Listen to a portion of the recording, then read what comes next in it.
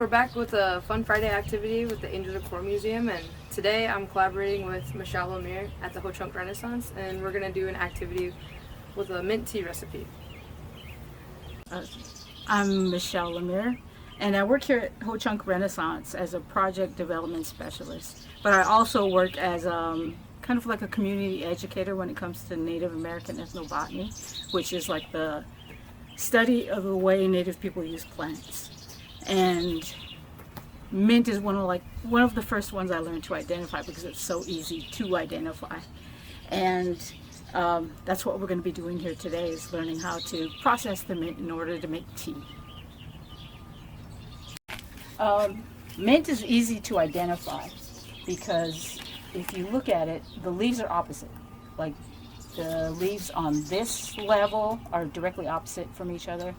Then the next set of leaves are directly opposite from each other. Then the next set of leaves. So that's one way to tell. This is spearmint, which has scalloped edges. So they're like little bumps, little evenly spaced bumps. The vein is right along the middle and then branches out further. The bottom of the leaf is usually lighter colored and a little fuzzy. And another way to tell, since we're harvesting these anyway, I'm going to cut this one down. The easiest way to tell a mint plant, there we go, is at the bottom. The bottom is almost a perfect square shape. So there's 4 evenly spaced sides there. All mints have that, whether it's spearmint, peppermint, lemon balm. A lot of balms are mints. And nettles, which is stinging nettles, which is like locally they call them itchy weeds, but nettles is also a mint, as well as catnip. But they all have that square stem, and so if you don't want to cut it, you could just like roll your fingers around it and you can feel that it's a square stem. Mints are so useful, like spearmint, lemon balm, peppermint. Well, not so much peppermint, but like the milder mints, such as this, have almost an instantaneous calming effect on people. All you have to do is smell the mint, and it's soothing and calming. And a lot of people will walk around when I give them a mint. They'll walk around with this thing, just hold it up to their nose and just breathe it in, and that's one effect, but it also has the effect of calming the digestive system. So if somebody has an upset stomach or something, the mint might help to soothe that. It's also called a paradoxal plant because mint has the effect of both stimulating a person and calming them down at the same time. And it's the only plant I know of that does that. So it would make a great like afternoon tea for when you're at work after lunch. You get sleepy, but you need to, wake up. Plus you're kind of stressed at that time of day too, with all the things that you've been through throughout the day.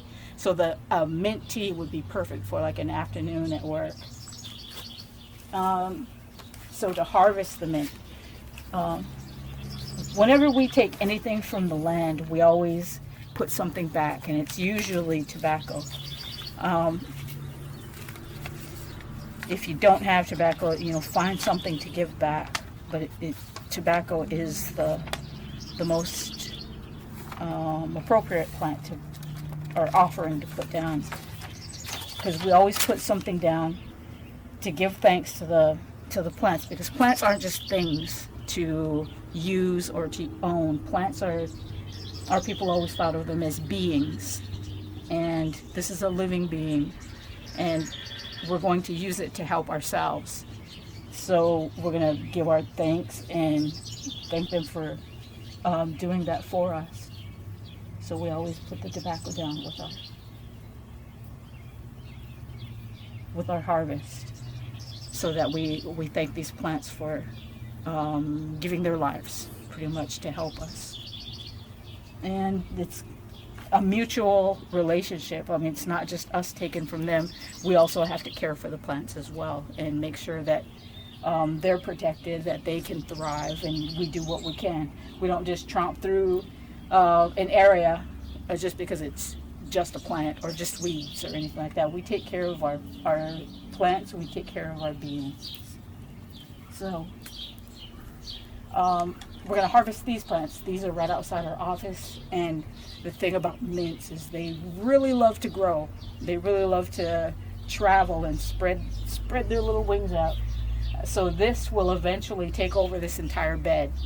So if you're going to grow any kind of mints, whether it's spearmint, peppermint, or anything else, probably the best way to do that is to get like a big container and dig a hole in the ground about the size of that container, and then lower that container inside the ground.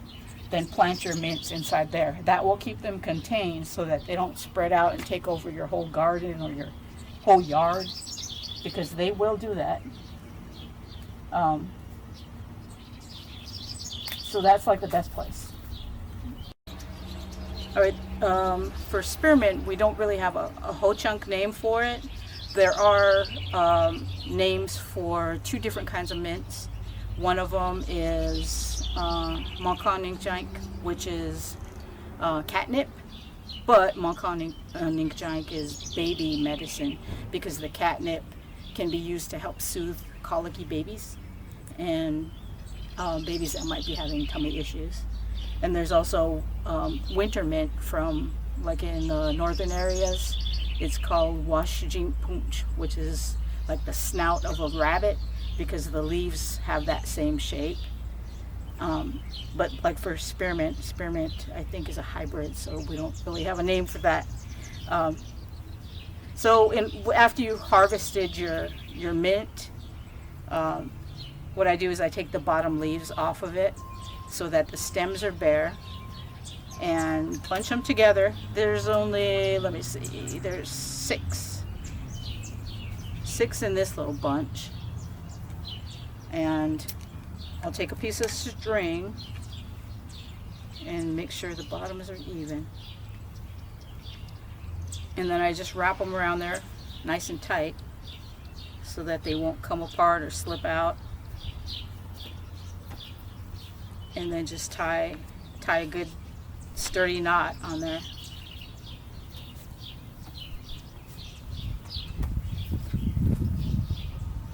And then you just make sure it's really good and tight, because this is going to be hanging for a while, and when they hang, they shrink. And then I will tie these ends together to make a loop.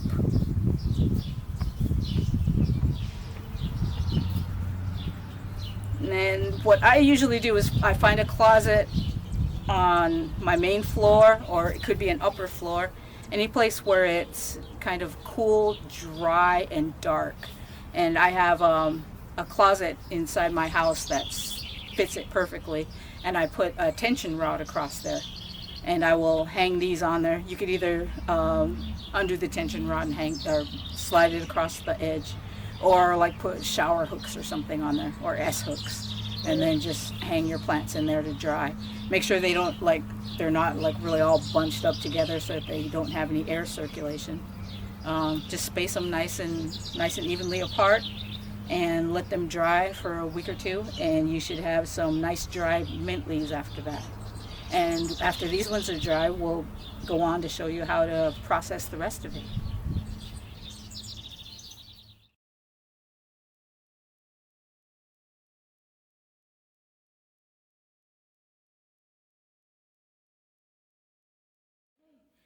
We have the mint that's been drying for about a week, and that's all you need is a week or two in order to dry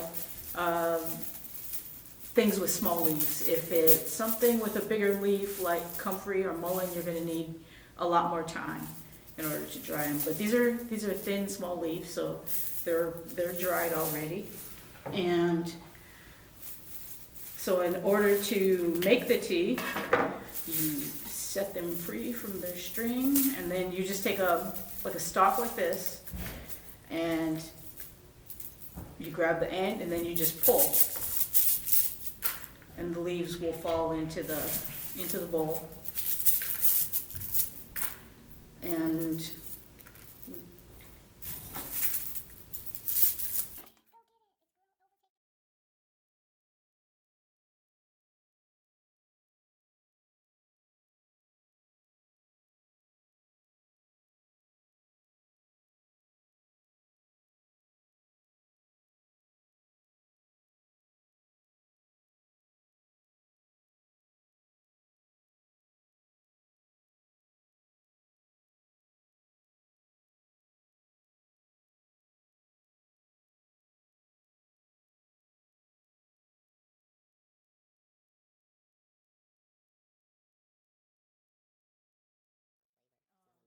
when you're drying the leaves, or when you're drying these bunches after you get them tied up, you notice that they're hanging upside down. And inside leaves, or inside any plant, there's a certain amount of liquid or moisture inside the plant. And what it's doing is, when you hang them upside down, it comes from the root, if you take the root, and the stem, and all those juices are going down into the leaves, which makes the flavor stronger. And if it's a medicinal tea, it'll make the medicinal properties a little stronger. And it's also said that there's certain times of a month that you pick certain types of plants for teas. Now, if you're taking it above the ground, you wait until there's a full moon, because then those juices will be towards the top of the plant. But if you're taking the roots of a plant that's underground, you wait until the new moon, because those juices are pulled in the opposite direction. So that's something to keep in mind when you're harvesting plants. Consider which part of the plant that you're trying to harvest. And I think if you're just harvesting the entire plant, it wouldn't matter. Okay, all right, so now we have the tea all pulled off of the stems, and then what you go and do is just crush it with your hands to make it as small, well, not as small as you can, but small enough so that it will sit pretty nicely in the tea bag without taking too much room. So after you crush up the leaves, the dried leaves, it's ready to go inside the tea bags. Making the the leaves smaller makes it easier to go in the tea bag, so that it's not so bulky going in. And I found that these little spoons right here are the best way to get tea, loose leaf tea, inside tea bags. And I brought some different kinds of tea bags. This one is it's a heat sealing tea bag. It's a fill your own tea bag. And so what you would do is grab some of your tea, put the spoon inside, and there it usually gives you the perfect amount of loose leaf in order to make a tea bag. Then all you need is a heat source, and I use this little iron. I think it's a hair straightener, but I only use it for tea. And you just put it along the edge, the open edge. Doesn't take very long. Now it's sealed and ready to go inside of a glass or a teapot. So that's the heat sealing kind. There's also a bigger heat sealing tea bag for making, like if you wanted to make like an entire pot of tea or a large pot of tea. You can even use these to make coffee. But yeah, there you have a bigger size. We also have these drawstring tea bags. They're a lot more convenient. You don't need a heat source, and you can fill them just as easily as the other tea bags. And the only drawback I think of with these is they kind of have a tendency to float, whereas these will absorb the water faster and sink down into your cup.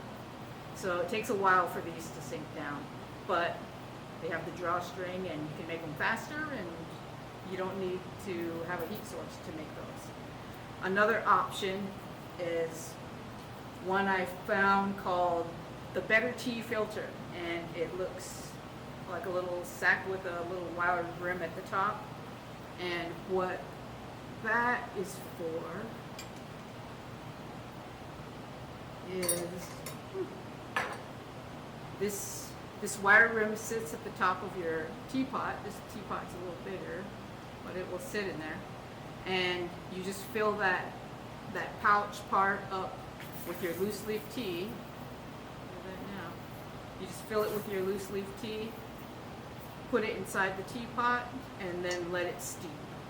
So that's one way to make like a full pot of tea if you don't have or if you don't want to keep using these disposable tea bags. So it's a greener way of making tea. But those are the different ways that we use to make tea. You can also use the roots and the stems that we just finished setting aside. You can use those by washing them because they might still have some dirt on them, washing them thoroughly, drying them out again, and then grinding them up. I use a coffee grinder. You can grind them up, and after they're like almost like a powder, you can put them back inside the tea bags and use the roots. They'll be a little stronger, so you might want to make your tea a little weaker. But otherwise, you can use the entire plant, and it's actually better, especially after you make your offering and thank the plant for everything that it's going to do for you. I guess it's the best practice to use everything that you take. And that's how we make tea.